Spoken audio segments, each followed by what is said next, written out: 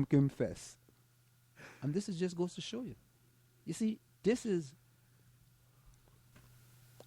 just the type of things that happen that if you don't have a media that's unbiased, you would never be able to get a story like this. If you had a media that's unbiased, the media would be able to portray this story and say, you know what?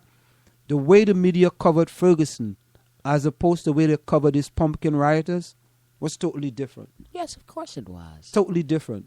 And the damage done by the pumpkin rioters in New Hampshire might even be worse than what was done in Ferguson. As a matter of fact, in Ferguson, a person was killed. In New Hampshire, no one died. In New Hampshire, were the police fighting the protesters? No, they didn't bring out dogs or army trucks or anything like that. No army trucks for them.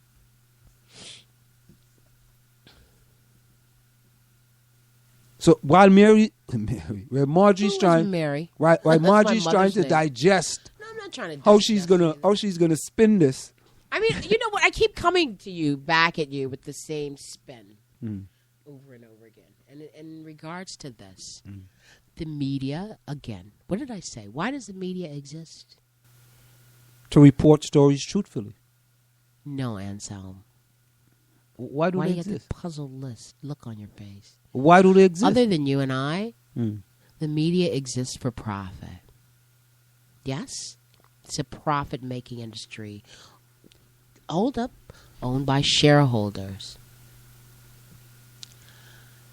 So, whatever that story is, that's sensational, that causes the most fear in people, that's what they're going to keep looking at, then that's what they're going to keep reporting.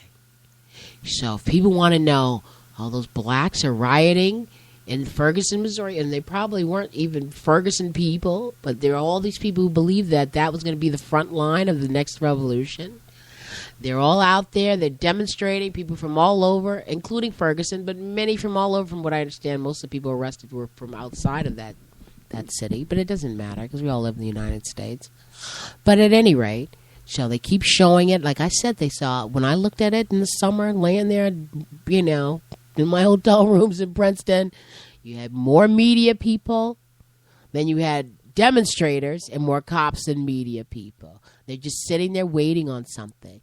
And so people were tuned in because they wanted to see something. The more people tuned in, the more money the commercials, or, you know, the people got for their viewership. So it's all about making money, and black men are a threat. And so it's great to see black people rioting because people feed into that. Just like today, I wake up this morning, turn the news on, I'm on my bike and listening. Okay, someone just came from Liberia to Newark, and they have Ebola, and then they're going to show me a picture of 1 and 9, the freeway, leaving the airport, and then in front of the hospital. Anything to cause fear and panic and make people watch and tune in later. Now the story is dead because there's no one with Ebola. I mean, it's sensationalism, and it's there to sell. It's got nothing to do. I mean, I know that it has a racist overtone, but if racism sells, then that's what's going to be sold. But should we accept it? Should we sit down and just you don't have to accept that. That's what the media is going to do. Just well, I mean, yes, because you're going to be an informed consumer. But at this time, if you give because you're watching television, you're a consumer, and at this time, but if you give him misleading information and distorted information, you know what? That is part. You are misled, you black man, and you all the black people. You are going to be misled. I'm going to be misled. The whole public is going to be misled. I'm not going to be misled, though. No, maybe not you, and maybe not me. Yeah. And some of us will say, I'm going to change the channel and watch something else. Mm-hmm. Or I could change the channel and get another point of view.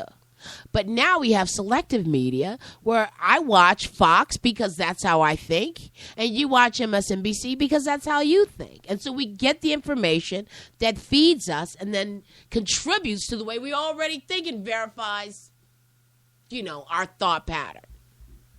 So, I mean, and that's what's going to sell.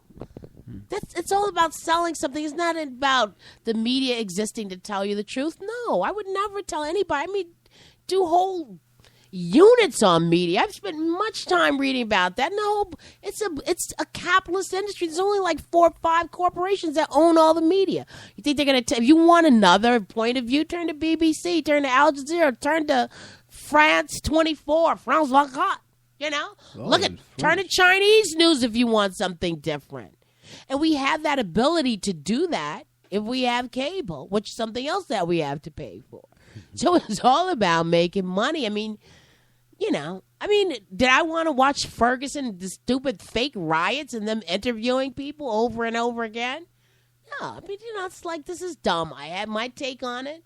I looked, I read, I assessed it, and then, okay, that's it. People, what do you think about Ferguson? I mean, come on. Black men are being shot all day, every day. All day, every day. Now, here's another local story. Memory on ACLU complaint. What are you looking at? From Let the me Village read Green. for a minute, then I can interrogate you. From No, because from the Village Green. I just Memory on ACLU complaint. South Orange Maplewood School District will do what is right and just. At Monday's Board of Education meeting, South Orange Maplewood School District Acting Superintendent James Memoli addressed a recent complaint filed against the district by the American Civil Liberties Union and others alleging that the district academic tracking and use of out-of-school suspension violates Department of Education regulation interpreting Title VI of the Civil Rights Acts of 1964 and Section 504 of the Rehabilitation Act of 1973. Memoli has responded to the complaint in an email on October the 14th in which he said the district was committed to the core values that demography should not be destiny, academically or otherwise, and that all students deserve the opportunity to achieve their fullest potential. In the email, he acknowledged that while the district has made strides to address the achievement gap, much more work has to be done. Mm-hmm. Right? On Monday, Memoli gave a brief statement before presenting his regular monthly report. The statement read in part, I'm here to assure the American Civil Liberties Union, the citizens of South Orange Maplewood, and most importantly, the children in our 2 communities, that we count ourselves as enthusiastic partners in an effort to ensure that we provide a more democratic and equitable learning environment for all children. As many of you know, I've been working in this district for over 40 years, and now I have the privilege of serving as acting superintendent. And I can tell you that these problems and issues are real, and that we're going to deal with them. While we have made some progress, there's much work in front of us, and I urge all of us to embrace this as an opportunity to do what is right and just for all our children. They deserve no less. Memoli's statement was met with applause by the audience. You've been here 40 years, right? Mm-hmm. Yeah, right. You say it like that. Like, well, what were you thinking about then, buddy? 40 years, man. You know what I mean? And listen, mm-hmm. listen. We provide a more democratic. Go back to the first paragraph. In an effort to ensure that we provide a more democratic and equitable learning environment for all children. So he's admitting that they haven't so been you're provided. saying by saying that there's an admission of by saying inequity. Provide a more democratic and equitable learning environment. More is the word. He's admitting that they have not, in the 40 years that he was here, I've been here for 40 years and we are committed. And we are committed. That's funny to point that out. Yeah, but 40 years. And in year 40, I am committed to a more democratic and equitable learning environment for all the children in South Orange and Maplewood. Come on. You see, that's part of the problem. Oh, my goodness. That's part of the problem. You know what? Don't say those type of things. Just says, you know what? We believe we have a problem and we're going to fix the problem. Really. Don't come up with these, you're trying to placate people here. You're trying to make people feel good. Don't try to make me feel good. For 40 years, you didn't have a democratic system. You didn't have an equitable system. Right? So in year 41, we're going to make the system more democratic and equitable. Progress takes a long time, man. So only 4 decades. Don't worry. We're going to get to it. However, we can get to the dress code in a short period of time. No, that's something that has to be dealt with immediately. Oh, yeah, of course. They got to the dress code was done. It's like, you have a problem with the dress code? Listen, I don't have a problem with the dress code. What I have a problem with is how swift they changed that dress code, man. It was like, okay, short skirt, Monday evening, new policy. No more short skirt. But you don't know how long they've been deliberating on that. We don't know that, do we? I mean, and then hold up, wait a minute. Give him a year. Give him a year. A year. They've been debating a year. Okay. Hold up. 2 years. Give him 2 years. Dress codes were probably there's always a dress policy that probably was not enforced. And as time goes on, children dress a lot differently. You missed the point, though. No, I understand what you're saying, that they were able to knock that out fast. That's the most important thing. I'm not saying that's the most important thing. Worried it's about probably something that they're not that concerned about getting too much pushback on. You see, Marjorie. But can we look at this other thing? I don't want to talk about that. No. But we got to finish, though. We got to finish. Okay, I'm gonna just let you go, and I'll just wait. Yeah, go ahead. We got to finish. I think what we have to look at, and we have to understand that, when these things happen, you have to make the correlation and the comparisons. We have to make comparisons, because it seems like when certain things happen, it gets done real quick. Overnight, it gets done. Because there's probably no one out there lobbying about leave the dress code as it is, or don't enforce a dress code.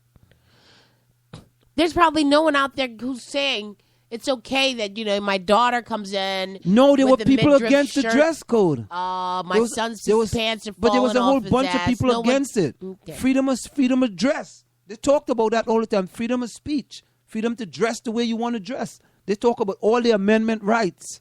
That's what they were talking about. However, the school system, with Jim Memoli being here 40 years, and he wanted to have a more democratic and equal dress code, they passed it in a short period of time. And these are the things that I see and bothers me. You see, and we as a community, we can sit back and we can look at it. And we can say, you can be the one-eyed giant. Oh, I didn't see that. No, but we have to see it. And you see, when you read these things, you got to read it line by line. All the acting superintendent come out and say, look,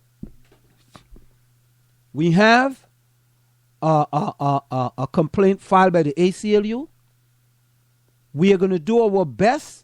If there is anything in that complaint that's accurate, in order to change it in this community of South Orange and Maypole. But when you are putting more fuel on the fire by putting these things in there, so we knew it was going on. So we can't look now and say that, it wasn't happening. We knew it was happening. The school system knew it was happening. They knew it now. Jim Memoli just told us that we knew it was going on. We were doing something about it, but we were moving very slowly. And the community coalition didn't come to us to talk to us about it, right? So we felt that we were fine. Okay. So what's the next news story you want to go to? All right.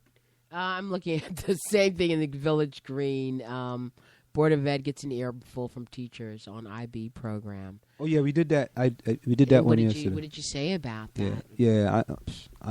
What do you know about this? Well, IB the program? teachers are complaining about the IB program because they didn't get enough instructions in order for them to implement the IB program, and basically it was hoisted on them. And they need more teacher development. in order to be able to communicate the